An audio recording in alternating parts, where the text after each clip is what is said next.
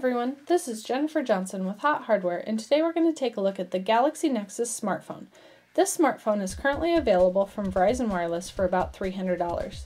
If you're familiar with Google's Nexus line of devices, you realize that they offer a pure Android experience. The Galaxy Nexus is no different. Running on Android 4.0, aka Ice Cream Sandwich, this is the first smartphone in the US to feature the new operating system. As you can see looking at the front of the device, it has a 4.65-inch HD display with a resolution of 1280 by 720. It's a Super AMOLED contour display, and as I pick it up here you can kind of see that there's a slight curve to the display, albeit ever so slight. Under the hood you'll find a 1.2 GHz dual-core processor as well as 1 GB of RAM. There's also 32 GB of onboard storage, however there's no micro SD card slot, so 32 GB is all you have for storage. Up top here you can notice that there's a 1.3 megapixel front-facing camera. There's also your standard controls here at the bottom, along with a favorite stock just above it. Now the favorite stock can be customized. All of the icons in the favorite stock, with the exception of the center icon, which is for all applications, can be customized.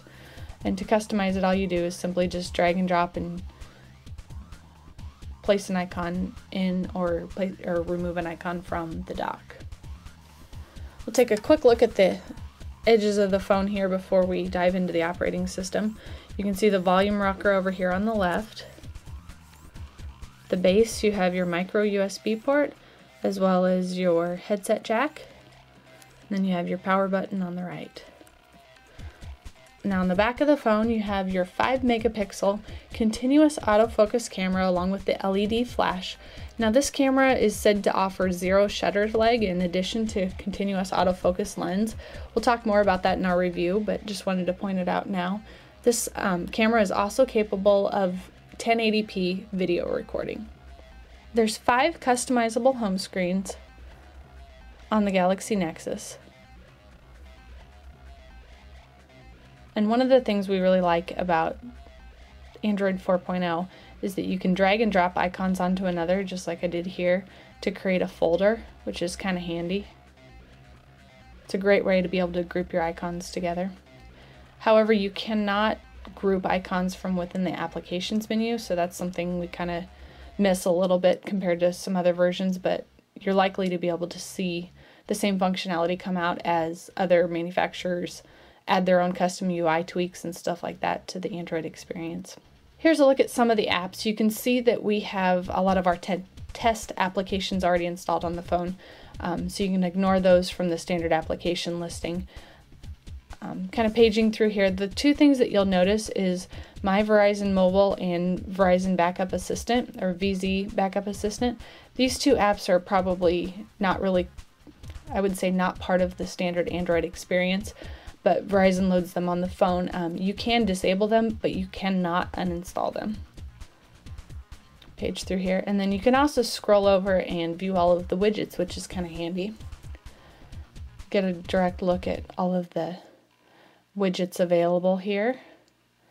If you want to place one on the home screen, you just simply press and hold and then drag to the appropriate home screen. You can see it pull up here. Now one other thing you can do is with some of the widgets you can resize them as well, which is kind of nice. Point out the phone here really quick.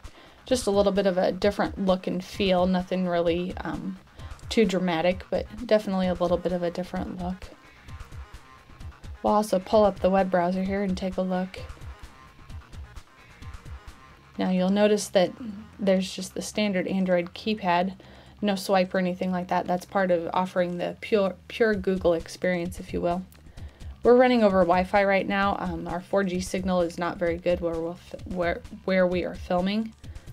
Verizon has said that they intend to address some of the signal issues that this phone has had with an update. Whether or not that makes a difference in our current situation, it's hard to say. Do pinch and zoom controls, and you can see it's very fluid here. And then we'll do an accelerometer test as well. Now one thing I want to point out as well is these three little dots up top here, if you tap on them, you get your standard web browsing controls, but you also get this save for offline reading option, which is really kind of cool, especially if you want to view a page on the plane or something like that.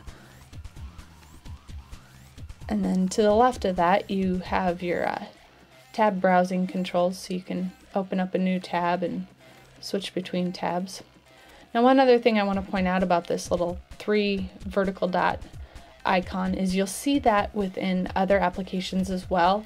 I did have one application where instead of having it in the upper right hand corner, it was down here by the recently used apps, which placement doesn't really make a whole lot of difference. Just know that, you know, that's the icon you're looking for if you're looking for a menu within an application. Honeycomb users will recognize this recently used applications menu. It lets you scroll through all of the applications you've had open lately. One of the things we do like about this is that you can swipe to close applications, which is kind of handy. The same kind of swipe functionality works when you're dismissing notifications on the phone as well. This has been a look at the Galaxy Nexus smartphone. Be sure to stop by the site for the full hands-on review. Thanks for stopping by.